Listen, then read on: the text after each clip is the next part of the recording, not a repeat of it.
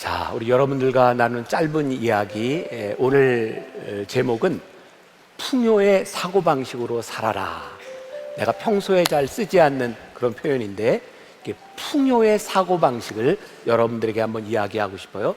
지난주에 우리 주제가 뭐였죠? 잘 쉬어라. 잘 쉬었어요? 내가 한 주간을 지나면서 보니까 지난주에는 내가 진짜 많은 스케줄을 이렇게 지났던 것 같아요. 나에게 쉼은 지난주에 2번 아침에 한 2시간씩 테니스를 쳤는데 그게 나에게는 굉장히 좋은 쉼이었던 것 같아요.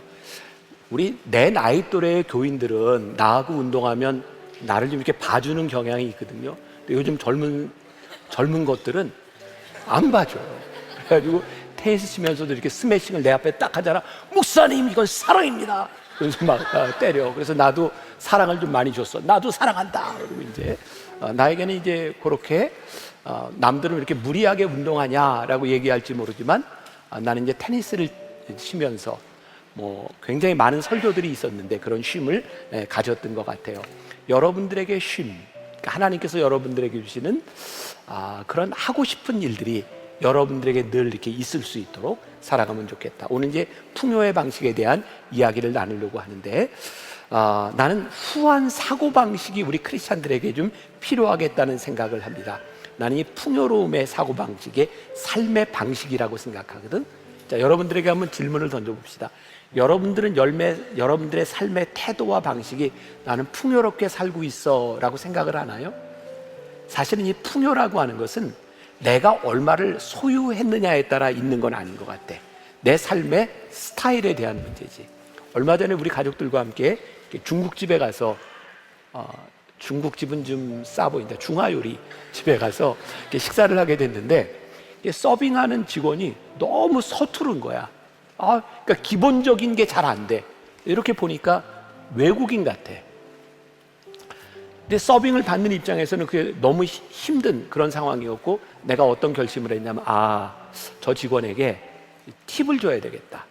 이제 서빙하는 그 시간에 불평해서 나아질 상황이 아니니까 이 상황을 내가 타개할 수 있는 방법으로 팁을 줘야 되겠다. 내가 팁을 딱 주는 순간 그 외국인 노동자가 그 얼굴이 일단 딱 펴지는 게 보였고, 같이 밥 먹는 사람들의 짜증스러운 얼굴들이 펴지기 시작했고, 무엇보다 내 마음이 편해진 거였어요. 내가 오늘 이 이야기를 하면서 그때 생각난 것이 이게 풍요의 사고방식이다. 우리는 늘 어떤 생각에 마땅한 대가, 받은 대로 돌려주는 것. 우리들이 누군가의 팁을 줄 때면 어떤 게 정당한 거예요? 그 사람이 마음에 드는 행동을 한 만큼, 서빙을 잘한 만큼 우리들이 돌려주는 게 정당한 대가라고 생각하잖아요. 자, 이건 여러분들에게 삶의 팁이 될 수 있을 것 같은데, 나는 음식점에 가서 음식을 먹을 때 팁을 줘야 되는 경우가 있으면 꼭 밥을 먹기 전에 줍니다. 놀라운 일은 밥을 먹기 전에 주면 진짜 서비스를 잘 받습니다. 그리고 웬만한 식당에서는 팁보다 더 많은 후한 대접을 받게 되죠. 왜? 종업원들의 입장에서는 음식이 자기 게 아니잖아. 그러니까 막 갖다 줘. 팁을 받은 만큼 막 갖다 줘. 이게 별로 와닿지 않는구나. 해봐야 혹시 그럴 일이 있다면, 우리들이 마땅한 방식, 이것은 give and take의 방식이에요. 근데 풍요의 방식은 give의 방식입니다. 굉장히 바보처럼 보여요. 그러나 바보처럼 보이는 이 삶의 방식이 우리를 풍요롭게 만들어준다. 내가 한 가지 예를 들어볼게요. 가끔 내가 목회자로서 교인들을 볼 때, 우리 청년들을 볼 때도 너무 착하고 순진한 청년들이 내가 보기엔 이용을 당하는 경우들이 좀 있어요. 근데 그 이용을 당하는 대상이, 이용하는 대상이 목회자이거나 선교사거나 어떤 사역자일 경우에는 내가 화가 나요. 그래서 그 청년이나 교인들이 가서 얘기를 해주고 싶어요. 이렇게 얘기를 해주고 싶어요. 근데 같은 목회자의 입장에서 저 선교사님이 저 목회자가 아닙니다라는 얘기하는 게 참 쉽지를 않아요. 그래서 내 속이 끓는 거야. 저 교인 너무 불쌍하다. 근데 오늘 하나님이 나에게 어떤 마음을 주셨냐면, 진짜 이게 막 음성처럼 들리는데, 그 사람의 복이다. 그 사람의 복이다. 저 교인을 이용하는 사람은 평생을 이용하다 살아가지만 바보처럼 이용당하는 사람은 이용당할 만큼 하나님이 복 주셨고 그게 그 사람의 복이다. 그거 말리지 말아야 되겠다. 이 얘기가 여러분들 마음을 되게 불편하게 할 수도 있어요. 혹시 여러분들 주변에 그렇게 이용당해서 어려움을 당하는 사람이 있을지도 몰라요. 그런데 너무 계산적이고 기브 앤 테이크의 방식을 살아가는 것보단 우리들이 기부의 방식으로 살아가는 건 우리의 삶에 참 필요하겠다는 생각이 들어요. 그래서 여러분들이 이제 이번 한 주를 살아가는 동안 오늘 이 말씀을 기억하고 풍요의 사고방식을 한번 살아봐라. 물론 여러분들 나이에 팁 주는 식당에 갈 기회가 그렇게 많지 않을 거고 가도 다른 사람이 팁을 줄 텐데 한번 해봐. 그리고 정말 이렇게 바보 같은 경우일지 모르지만 내가 풍요의 방식으로 한번 살아보는 것. 여러분, 속아서 손해를 보면 기분 나쁜데 자발적으로 손해를 보면 찾아오는 기쁨이 있어요. 이해가 되나?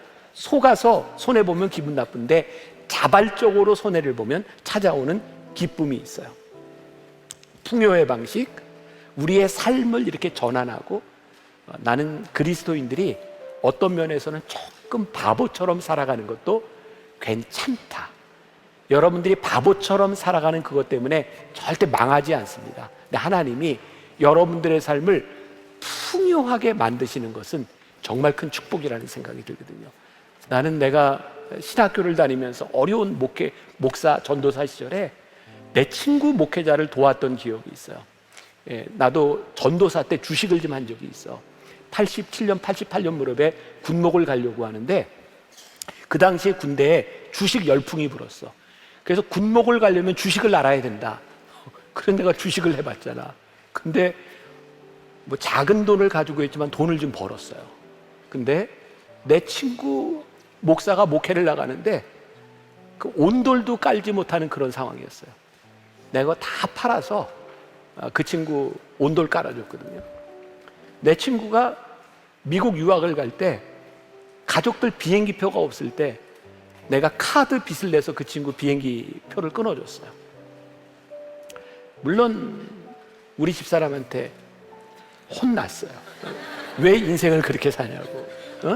도와주는 건 좋지만 빚까지 내서 도와줘야 되겠냐고. 근데 지금 이렇게 돌아보면 바보처럼 산 것 같은데 나는 참 풍요롭게 살았어요. 있어서 풍요로운 것이 아니라 풍요로운 삶의 방식을 살았던 것 같아요. 이번 한 주간 여러분들의 삶에서 풍요의 방식, 풍요로운 삶을 살다가 다음 주에 풍요로운 얼굴로 만납시다. 네, 바이.